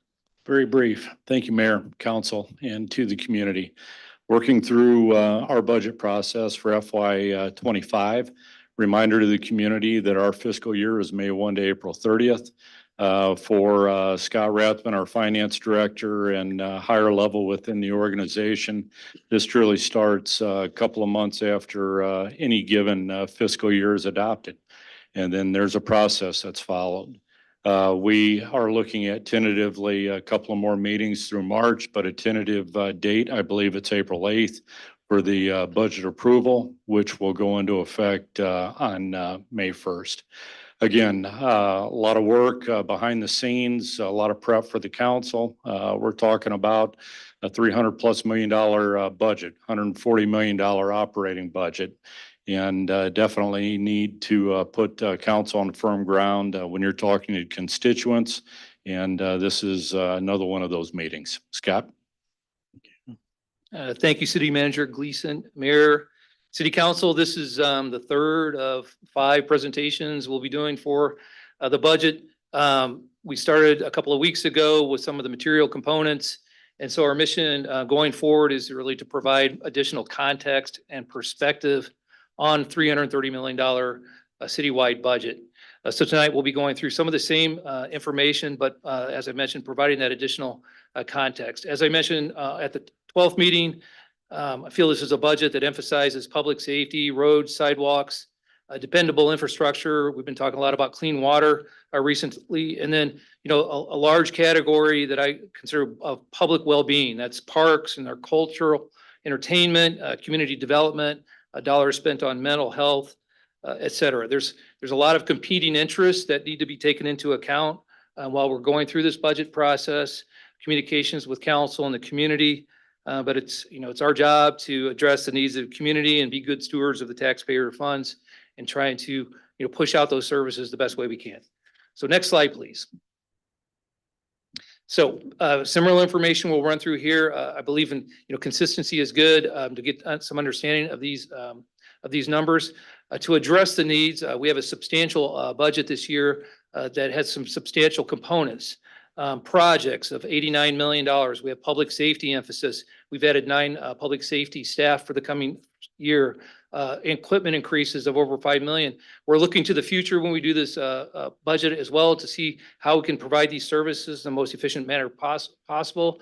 With fire, there's a 1 to 2 year lead time on some of the equipment. So we're advancing forward $2.8 million in equipment purchases for the fire budget into FY25 that would have been out in future budgets. So there's a lot going on within these numbers to address the needs of the community. So $331.7 million, that's a $41.5 million increase over FY24. So moving down the page, you can see of the capital projects, that's an increase of $18.8 million. So $41 million overall increase, nearly $19 million of that is related to capital projects. The remainder, the larger components, really, inflation is a big driver. Everyone's heard of that over the last couple of years. Just using a 4% inflation factor on last year's overall citywide budget of $290 million, that adds $10 to $12 million to our budget. And then, as I mentioned, equipment is higher this year by $5 million, $2.8 million of that being for the fire department related to advancing purchases forward. And then our contributions to our public safety pensions are up by $2.4 million. So that kind of fills in some of the material, other factors aside from capital projects related to that overall increase. For the general fund, we're looking at a strong reserve balance at the end of 24.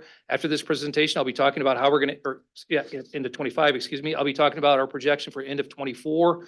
We're looking to utilize 8.6 million of reserves in 25 and still end up with reserves in the low 40 millions for the end of 25. Again, mentioned many times, lots of material issues facing the city, fire stations, public works garage, the downtown streetscape, et cetera, with potential use of those funds. And then the last item on this slide, cash for equipment. In the past, when I first started here, we were borrowing for our rolling stock using capital leases. Council directed finance to strategic initiative, try to wean ourselves off utilizing debt for what was more like operations as opposed to those longer term capital assets. So with the general fund, we're paying all cash for equipment. We have been doing so for the last few years, and so that debt service is rolling down for the general fund. There's still a couple of funds like solid waste and golf that need to utilize debt, but we're trying to use general fund money funds to support those funds when we can related to those purchases. Next slide, please. This exhibit created a couple years ago to try to give some context to our growth. It goes back to 2016. There's a lot of information on here, but the gist of it really is to take our total citywide budget and sort of net it down for non-recurring expenditures. We have a lot of non-recurring that isn't captured in these adjustments, but in general, what this is showing is from a net operating standpoint, our average growth, our annualized average growth since 2016 has been a little under 4%. On a per population basis, that's been about 3.9%. And then just looking at salary and benefits, the total budget, these are just total budget numbers, gone from 64.3 million to the current or coming fiscal year proposal of 87.2, and that's a roughly 3.6% increase for salary and benefits. Next slide, please. The citywide by fund. So the city financial structure is a complex financial structure. It includes 29 funds can view those as kind of like a multi-level corporation, segmented by function. The general fund is the largest fund. It's $143 million of the entire citywide fund. And this gives some context to the budget variance from 24 to 25. When we're presenting the budget, we typically put it in terms of the variance from year to year. I went over these line items a couple of weeks ago at the February 12th council meeting.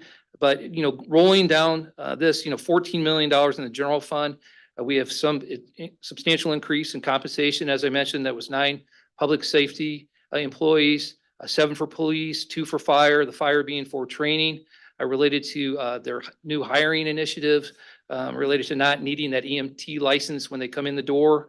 And then contractuals, a lot of the contractuals increase over time related to inflation, roads and, a road subsidy of 1.5 million. So we have about $7.2 million in restricted revenues that goes to our asphalt and concrete fund, but we're targeting $10 million. So we're having to subsidize that. And then the additional equipment. A motor fuel tax, state motor fuel tax up substantially, 6.3 million. These are state tax revenues related to those 2 large projects in the state motor fuel tax fund. And then rolling down through capital improvement fund, asphalt and concrete, water, sewer, storm. Most of the increases there are really related to capital expenditures. We are having the large water fund rate increase that is helping to support those capital expenditures. And then the last line item I'd like to highlight is that insurance internal service funds. You can see that $20 million total budget. I've referenced how the financial structure of the city works in a way that, like for the finance department, there's insurance costs for me as an employee that are posted to that category of the finance of the general fund budget.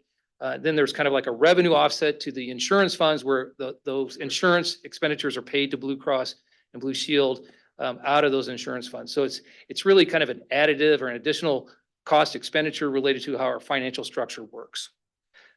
Next slide, please. Major tax revenues. This is a recurring exhibit. We go through something very similar to this each month.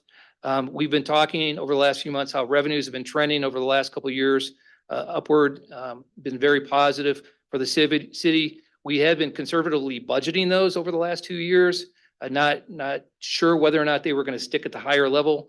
It appears that they are going to stay at that level for the foreseeable future. So we are capturing those in the FY 2025 budget. So you can see the dollar change for these categories is approximately 10.6 million.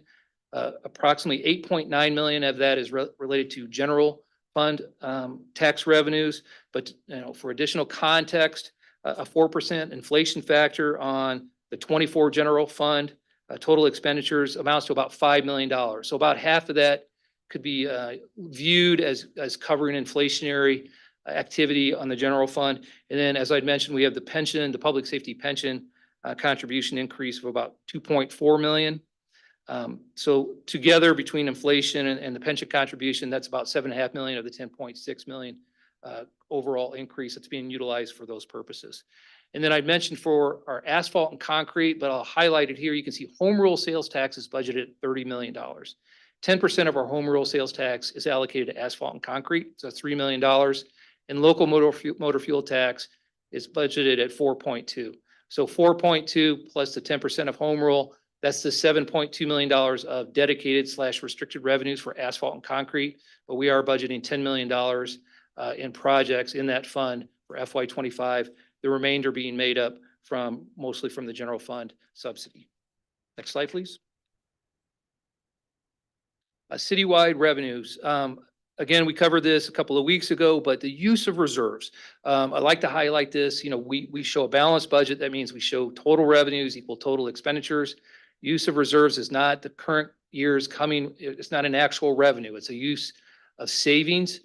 So at the end of the year, if we did a citywide income statement, we'd show a $43.6 million, loss for the city, but that's an intended use of reserves. You can see the material component of that really is related to the state motor fuel tax of $27.8 million. The tax revenue line, you can see the increase of 10.6 million that coincides with the exhibit that we just went through. And then much of the other increases are related to borrowing to support the capital project. So 12.2 million in intergovernmental revenue 9 million of that is related to IEPA loans. I'm going to jump down. $11.5 million in miscellaneous revenue is related to borrowing that we're targeting for the water tower project for the water fund, an outside borrowing that won't be federal or state related. And then moving back up to the 7.1 million for charges for services. These are some of the annual increases that go into effect for sewer and storm and solid waste, plus the significant increase, a 33% increase for water. So of the 7.1 million, 4.8 million of that is for the water rate increase. Next slide, please. Citywide expenses. So again, this is the citywide income statement, but we have to spread it out between two separate slides here for viewing purposes. Salaries, in 2024, we had, 63.2 million, just annualized increase using 4%, that would be 2.5 million. You can see we've added staff. I've mentioned 9 for public safety. We added a deputy city manager between the 24 budget and this coming year's budget. We have increases for performance and then 11 union contracts and minimum wage. I highlighted this on the 12th, but I'll mention it again. From a budgetary standpoint, we budget by per person. So it's that level of detail in our budget module. So my salary is in there with an assumed performance increase for me. For the union employees, their salary is in there with the wage table applied to it. And then we apply a vacancy savings offset, understanding that we might not be able to fill all those positions, but we are taking that vacancy savings offset down by $1.5 million for this year. So that's having an effect on the general funds change from year to year, understanding that we were being much more aggressive related to recruiting, as was just discussed. Moving down, capital expenditures up 22.8 million. Projects, capital equipment, you can see highlighted there, 4.9 million in equipment. That's 5 million I referenced earlier. Intergovernmental expense up 3.4 million. Most of that is related to the 2.4 million increase in pension contribution for public safety pensions. And then we also, the Cities Connect Transit annual contribution was reduced in 2024 due to grant funding that Connect Transit was getting, and it's back up to its kind of normalized level. So it's up by $800,000 for the year. Next slide, please. So the other income statement that we review is the general fund. Again, the largest fund, almost half of the budget. Use of reserves, 8.7 million. We have to be cautious about how we use reserves. We should not be using reserves to fund general operations. So, that's why I have the term here, non-recurring. What is our normal or our standard equipment purchase? We're looking at, we're at least $3 million over what has been our average, probably a little bit more than that. We're $4 million in what we typically transfer the capital improvement fund. We have a lot of extensive projects. We've included the fire station, roof improvements, some money for land, improvements to the police department, et cetera, for that. $8.9 million increase in taxes. That's the component of the major tax revenues exhibit that we went through. And then I highlighted this before, but I'll highlight it again. Charges for services shows a reduction of 1.4 million. This is related to the way we account for our ambulance revenues. In the past, we would bill the normal rate or regular rate for ambulance services and then adjust those rates or adjust that revenue based on Medicare or Medicaid requirements, and we would book that as an expense as a write-off. Now we're just doing it as an adjustment to revenue, so it's showing as a reduction in revenue, even though those charges for services have actually gone up related to ambulances and other fees. Next slide, please. General fund expenditures, salaries. I'll make the same comment that I made on citywide on the roughly $4 million 2024 budget, just applying about a 4% generalized inflation or performance increase. That'd be about 2 million of the $4.7 million change that we're showing here. Then we have the 9 public safety employees that I mentioned, and then again, performance increases, and the new union contracts and minimum wage. Capital expenditures is highlighted related to the increases in equipment. Again, I joked about this on the 12th about how I'm not trying to pick on public safety. We're going to be talking about those numbers in a minute here, the total overall public safety amount. But we need to make sure that our public safety departments have the equipment they need to protect and service the community as they need and the community deserves. So looking forward, The operating chief for the department knows those lead times on those equipment purchases, brought it forward, and we're executing those in the 25 budget. And then other intergovernmental, that's the public safety pension contributions. Next slide, please. This slide is a little busy. It's a little difficult to see, but hopefully this helps bring into context the general fund in another version or another light. So this is the general fund, the $143.1 million budget, kind of grouped into functional categories. So we kind of didn't do service to that first line item of admin, other legal, finance. So that line item includes administration, human resources, IT, finance, which includes the hub, utility billing, the clerk's office. So, you know, with HR, you know, you heard from our HR director this evening, they need the expertise within that department to address, you know, that we have 11 unions here, complex labor laws, IT, cybersecurity. And we have dedicated support for public safety, a dedicated IT person for each fire and police. And so, you know, that's a large number, 14.5 million, but there's a lot that goes into that line item. Public safety. 2 weeks ago, I guess I rounded up. I was calling this 70 million, but it's $69 million total. That's a significant component. That's 48% of the general fund budget. And then on down, I'll highlight parks, $15.5 million. That's a significant number. We've got the BCPA included in that, just from a categorical standpoint. It's still kind of arts and culture, but there's a separate standalone management structure, the entertainment division related to that. And then capital improvement fund transfer, $7 million. And you can see that the budget for last year is 3.3 million. We have a lot of additional projects that we're executing that are funded by the capital improvement fund. Those were highlighted last week by the department heads, trying to take care of what we have, including additions for, you know, additional dollars for the fire station for a land acquisition. Having run through that side of the exhibit, I want to bring everyone's attention to the right side. So when we talk about the budget, typically, I mean, we go through the revenue side of the income statement, but the expenditure side is really what kind of garners all the attention. So the right side shows that we do have a lot of cost recapture for a lot of our departments, our functional departments. So you can see for public safety, a total budget of 69 million. Net of the revenues, it's $60 million. So that's an $8.2 million cost recapture. You know, towing for the police department, ordinance violations, and then ambulance charges for the fire department. Economic development, you know, there's a $1.8 million difference between the proposed expenditure budget of 6.8 million and the net expenditure budget of 5 million. So after revenues. And then the other one I want to highlight is parks. So $15.5 million total budget, but a $14.5 million, so $4 million. They generate $4 million in basically cost recapture related to the ICE, zoo, programs, aquatics in the BCPA. Next slide, please. 2 minutes. Okay. Sorry.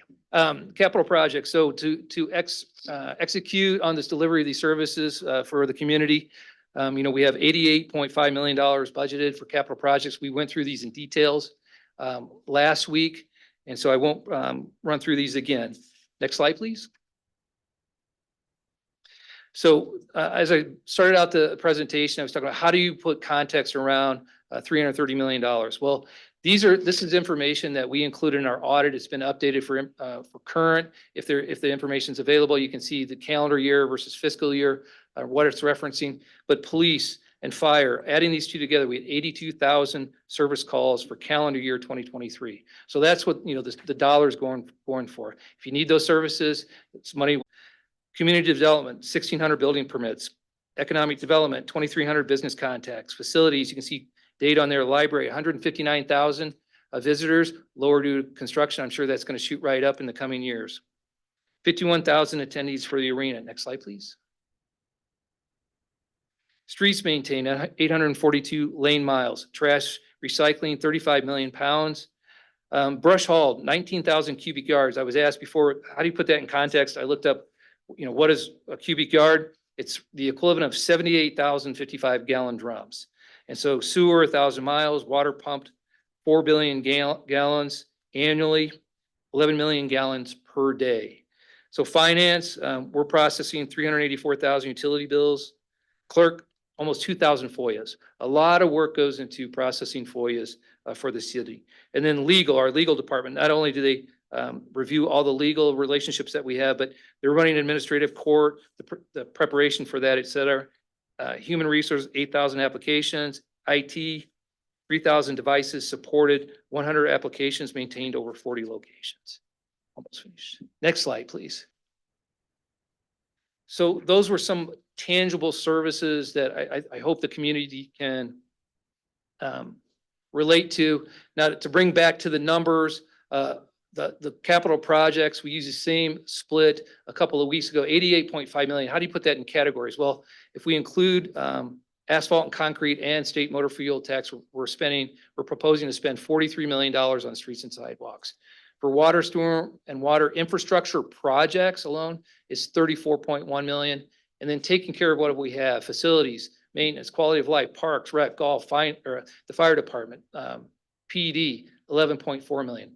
And then some of the other, another way of looking at 330 million, what are the community direct services? So the 215 million, this is every, a service that every resident feels. Water, sewer, storm, garbage, public safety, public works, which is street maintenance, snow and ice, and then all the projects combined, that's $215 million of our $330 million project or budget.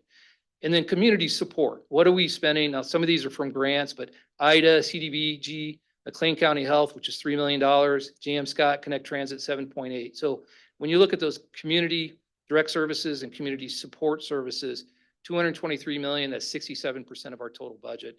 And then just categorizing the remaining groups, 27.7 million for well-being, parks, rec, golf, BCPA, quality of life, arena, library, 37.7 administration, economic development, community development, basically making the city work. And then 43.4 million, that's a big number, but 20 million of that is related to the insurance fund. That's kind of a duplicative cost within our budget. Next slide, please. So to summarize, we'll have 3 more presentations. The proposed budget, where we'll highlight some of the resources that are available to the community, the details on the project worksheets. We'll have the public hearing on the 25th, and then the final budget adoption on April 8th. And as always, the presentation can be found on the city's website at departments, finance, annual budget documents, FY 2025. There's a lot of information out there. There's videos on how we put together the budget, information on all the historical budgets, et cetera. Next slide, please. And pause for questions and comments. Okay. Thank you very much, Scott, for another wonderful presentation. I like your shirt, by the way. Great representative of the city. So I'm going to run a very tight ship on time here. We have 15 minutes. I already took 3. So let's go ahead and see if you have questions. Councilmember Ward. Now everybody's looking away from me, not trying to make eye contact. I like that. Councilmember Bullen. And then.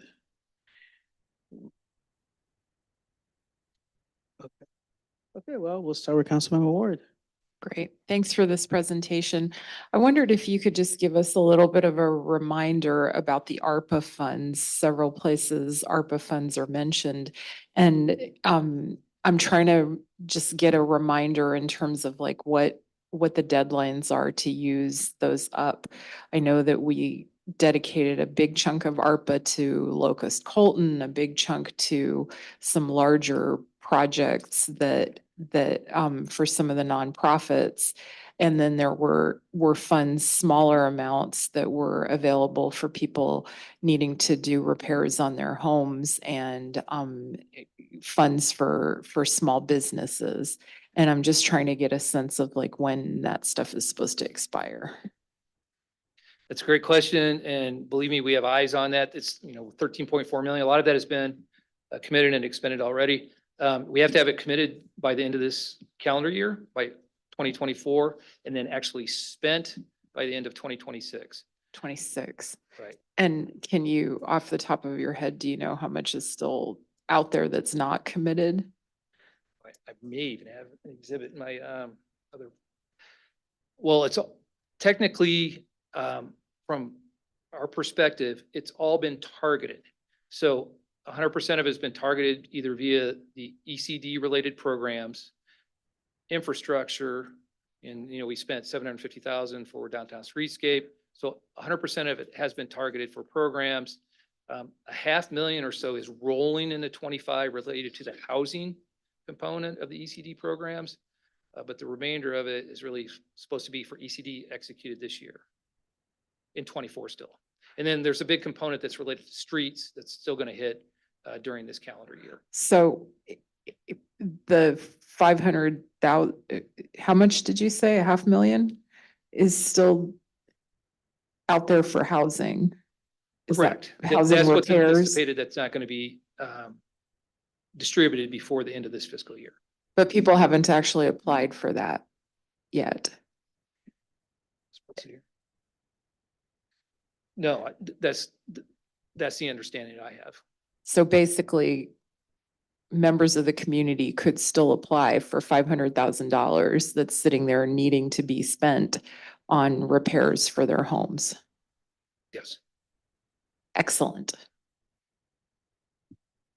Okay, Councilmember Bullen? I always appreciate all the information and hearing it over and over and in all different directions. Excellent transparency. I do have an issue, and this is going to sound like I'm dropping a bomb. Connect Transit is supposed to provide a budget, a draft budget at the same time they provide the ask. And I'm aware that they have not provided that. And just for information for the community and the council, the intergovernmental agreement is what drives this. Connect Transit does have a capital improvement plan that goes for 5 years. So they use that plan to determine their ask for capital. And from a transparency perspective, they should be providing that information to us. And people may not realize that a lot of the local dollars, almost all the local dollars, are used to leverage the state and federal funding that they use for their projects. So Billy's well aware of this. It's just kind of my sore point because this requirement has been in the intergovernmental agreement since 2012, and they have failed year after year to follow that. And I just would like them to come forward and do what they need to do. Past behavior will determine future behavior, and I'm just hesitant to, you know, interact on an intergovernmental agreement in the future. Thank you. Thank you. Okay, well, it doesn't look like I see any other questions, Scott. So thank you very much for your presentation, and we'll see you at the next round.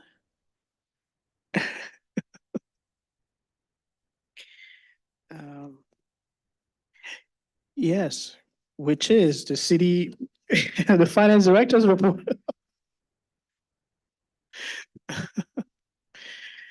Man, yeah, I need to get more sleep. So yes, finance director's report. City Manager Gleason. I do, very brief. And see, I thought you did that on purpose, Mayor. So knowing that he was staying right in that seat. But for the community, this is a transition from talking about the future budget, which Scott just did complete with a tentative adoption date of April 8th, and it would go into effect May 1st. This is a status update on our current fiscal year. We do this the last council meeting every month, and this is the finance director's report. Scott will walk through this quick, but he started highlighting areas, and Scott, the floor is yours. I'll try to make it quick. It's been a few months since we've actually presented due to the holidays and then I think the ice storm last month. So this is for January 31st, 2024. It's the 9th month of our fiscal year, 75% through. But as I always mention, we have quite a lag on sales tax revenue, so we only have 7 months of those to report. So again, we aren't materially through the year, but we have updated the projections in those columns for the general fund, income statement, and those roll through the information that I just provided for the 25 budget. So next slide, please. So the major tax revenues, not the exact same layout as what we use for the budget, but I thought what I would highlight here, we're still trending strong. Those numbers have been captured in the FY25 budget. We were very conservative going into 24 and 23. Some of you may have heard about the PPRT and the way the state had over allocated, and that really kind of hit some communities hard that had budgeted at those higher levels, but we did not. So even with the clawback of 28%, versus the 23 year, we're going to be coming in over budget on replacement tax because we conservatively budget. Now we recognize that things are sticking. So for 25, we bump those up. So home rule sales tax, you can see that we're $1.3 million over year to date with 7 months. We budgeted 25, $1.8 million over FY24. So I'm going to kind of tie these things together here tonight. State sales tax, we're 2.2 million over year to date. We're budgeting $3 million over for next fiscal year for FY25. Some of you may have heard in the governor's announcement for the budget, he's discussing repealing the 1% grocery tax. We think that would be a very significant dollar amount for us. Initially thought it'd be around 2 million, but we think more probably closer to 3 million, between $2.5 and $3 million now, taking a second look at that. So we are capturing though the full increase in for next year. In the income tax, we're almost $2 million over year to date. We are capturing $2.9 million over the 24 budget in the 25 proposed budget. And then local motor fuel tax, we took that up from 4 million to 4.2 million. Replacement tax, we're taking it up 1.2 million versus, you can see that we're 1.2 million ahead. We're taking it up 1.2 million for next year. We're $7.5 million year-to-date variance. We showed that we were budgeting $10.6 million higher than fiscal 24 in the budget that I just went through. So I'm just connecting the dots from the FY24 through this FY25 budget cycle. Next slide, please.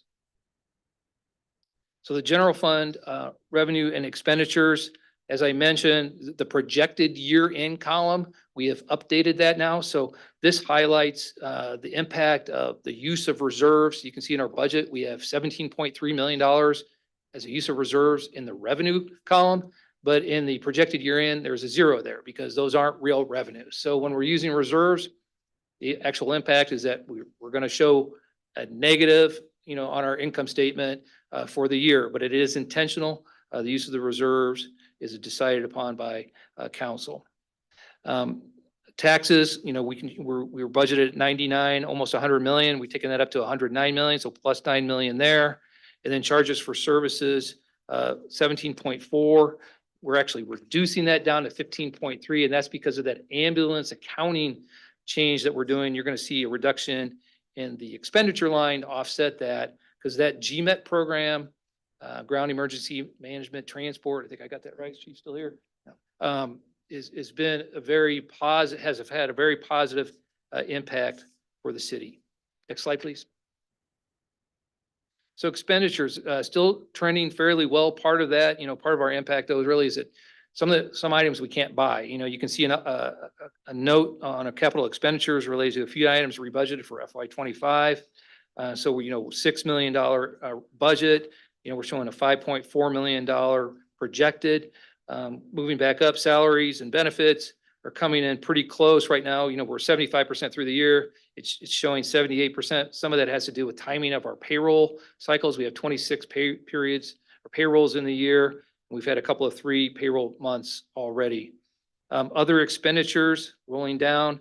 You can see we budgeted 9.2 million, but we're only showing 4.5 million. So a reduction of 4.7 million related to those ambulance changes. So we reduced our revenue by 2.1, but we reduced our expenses by 4.7. So not all of that would be related to ambulance, but a material portion of that is, so you can see the positive impact that program has had. So the overall reduction of expenditures, almost 143 million for the revised budget down to 136.5. That's a $6.5 million reduction. So rolling down that projected column, you can see we're looking at a low $50 million reserve balance for ending FY24. We showed on the presentation I just presented for FY25 an $8.6 million use of reserves for the coming fiscal year, putting us in the low $40 million range for that end of 25 reserve balance, leaving room for additional conversation, larger conversations related to larger projects we're not including in the budget at this point in time. Next slide, please. So this is our enterprise fund summary sheet or summary exhibit. We're going to be highlighting golf tonight, which is kind of fun. I know it's been a long night already, but I've got some interesting information for that. You can see the use of reserves for each of these funds: water 11.6, sewer, storm. Again, the use of these reserves is going to result in a total year-to-date loss. So that loss number is going to stay there for those funds. Solid waste is slowly getting closer to the positive number. I think when I did this presentation back in November for October, that loss was about 400,000 because we encumber, those commitments / POs. We show those as fully obligated coming out of the cash, even though we don't spend it right away related to the landfill fees, et cetera. So solid waste is one of those funds that looks negative from the get-go, right out of the starting gate. But as the year progresses, it gets gradually closer to a positive number. Golf has a year-to-date actual revenue of 2.55 million. And in FY23 at this time, it was 2.2 million. So, almost 2.6 million versus 2.2. So almost a $400,000 increase in revenues for golf between the two fiscal years. Next slide, please. So speaking of golf fund, the city has 3 golf courses. Heard this last week from Eric Veal.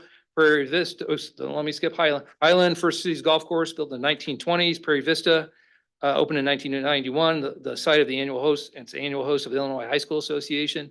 And the Den at Fox Creek, built in 1997 by renowned golfer and course architect Arnold Palmer.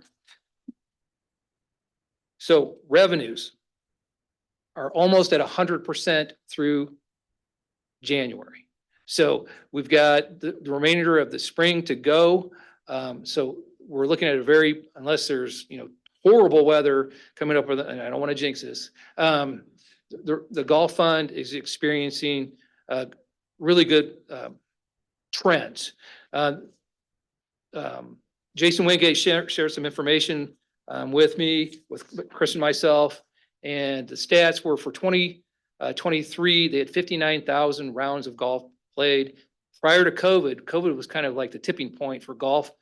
There was 50,000 rounds played, so a 9,000 round increase.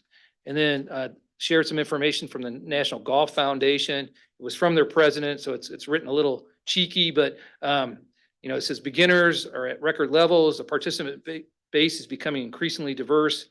We see younger people attracted to golf's branding and embracing this crazy game, he put. And dare we say it, golf is cool, and we're all here for it. So that came from the National Golf Foundation president in an email to the foundation. So we don't have a projected column here. Golf, unfortunately, is also one of those funds, if it's bad weather, there's nothing we can do about it. It's going to impact the results. But as of right now, it's 100% of revenues. It still has recurring expenditures. So just because it's ahead right now doesn't mean, it can't be hurt by bad weather, but we should see positive impacts through the remainder of the year. Next slide, please. Expenditures. So golf is one of those funds that we speak of that is generally break even, except for capital expenditures like projects and equipment. So the general fund typically has to subsidize related to golf cart purchases or improvements for their physical locations. So I don't have the numbers up here, but their net revenue without the transfer in, which is a subsidy from the general fund of 1.2 million. Their net revenue budgeted was 2.6 million, excuse me. The net expenditures eliminating debt service and projects and equipment is about 2.5 to 2.6 million. So that just shows you that this fund really is budgeted at a break-even level. But with these trends, maybe we can start eating away at that subsidy need from the general fund. So you can see here the expenditure lines. You know, we have capital expenditures for the year: golf carts, a den, a roof, Highland building demo. You know, there's a shed at demo that, or at Highland, that's going to get replaced for 650,000. Council approved a budget amendment for golf carts at the den here recently. And then we still have Prairie Vista carts, I believe, that are going to be coming to council in the future. So good trends for golf, positive message, good for the community. And, you know, it's a fun thing to talk about. Next slide, please. And then as with all the reports I present, they're available on the website, departments, finance, annual budget, budget documents, finance director reports for this one. And questions, comments? Okay, thank you very much, Scott. Any questions, comments? Okay, seeing none, we'll see you at the next episode. Thank you.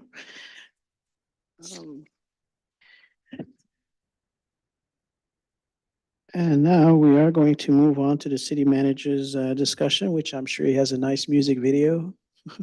Yes, I do.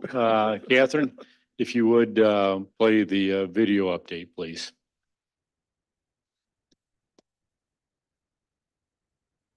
And as we're waiting for that to load, March kicks we can push it to social media, let the community know what's going on. off a busy and exciting season here at Miller Park Zoo and throughout Bloomington. Calling all animal lovers, join us for the Junior Zookeeper Program meetings on March 4th, 5th, and 6th. Learn about wildlife conservation, animal care, and get hands-on experience with our amazing zoo residents. Looking for some outdoor fun? Lace up your sneakers for the Miller Park Zoo Stampede on March 2nd. Whether you're up for a 5K, 3K, or quarter-mile fun run, there's something for everyone. Find out more about both of these events at millerparkzoo.org. Don't miss the Parks and Rec Job Fair on March 5th at Grossinger Motors Arena. Explore exciting job opportunities and start your journey toward making a difference in our community. That runs from 4:30 to 6:30. Get your green on and join the festivities. Downtown Bloomington will be celebrating Shamrock and Roll First Friday on March 1st from 5 to 8 p.m. Enjoy live music, delicious food, explore some local shops for a shamrockin' good time, and a bit of a treasure hunt. Stock up on fresh produce and artisan goods at the Indoor Farmers Market. That's on March 16th at Grossinger Motors Arena. Support local farmers and vendors while enjoying a wide selection of seasonal delights. Mark your calendars and join us for a full week of fun, adventure, and community spirit at Miller Park Zoo and downtown Bloomington. Thank you very much, Catherine. One final comment. Do we have the IDOT slide? All right, right before council this evening, IDOT Region 5 representative came to an open house that was right here in this location, very well attended. Some of the elected officials were there, staff, and quite a few people in the community. But Scott Nyhart is a representative from Region 5 with IDOT. Wanted to come in and discuss further in his PowerPoint presentation, something that we'll push on social media. But I wanted to put this slide up at this point this evening just to show some of the affected areas.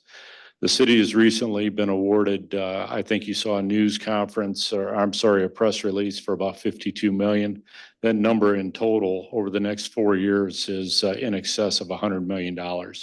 So you take that IDOT money and look at the investment that council has pledged to this community on asphalt and concrete, which over the course of 4 years is an additional 40 million. We're looking at 150 million plus in asphalt and concrete projects related to roads over the course of, let's say, the next 4 to 5 years. Now, with that, there's going to be disruption. One of the responsibilities that we're going to have as a community is making sure that we message and message often and very well, what is going on in the community. We know that there's going to be disruption, but this is major investment in the Bloomington community, and we are very fortunate. And a highlight or a point that Scott shared was on this federal award that's a pass through IDOT, is that we received the 6th highest award that was awarded. So that's rather remarkable. And he gave a lot of credit to our engineering staff, public works staff, as being major players and providing information for that grant submission. Thank you. Okay, well, thank you, City Manager Gleason, for that update, and I cannot underscore how important that is for the community. I mean, close to $52 million. That's it is a fantastic award, and for sure there will be some disruption. That is the downside, of it. We'll hear about it sometimes from residents, but I think it will be for the better. So thank you very much. Thank you to the staff for working on this. Also want to reiterate, something that can't be said, often enough, just to thank the staff for, I keep, going around the community and hearing from people who are incredibly excited about hockey. And I mean, I still hear it, almost a month after. So definitely kudos to the staff for putting that together and making some of the investments in the arena, not only staff, but also some of the equipment, because I don't think this happens without it. So looking forward to it. As a matter of fact, I did WTVP reached out to me and wanting to talk about what hockey means for the community. So a lot of very positive from all of this. So thank you guys again. And I'm going to turn it over to council members for any remarks you might have. Okay, seeing none, is there a motion to adjourn? I'll make a motion to adjourn. Okay, motion by Councilmember Boland, second by Councilmember Hendricks, whether he likes it or not. All those in favor signify by saying aye. Aye. Okay, we are adjourned. All right.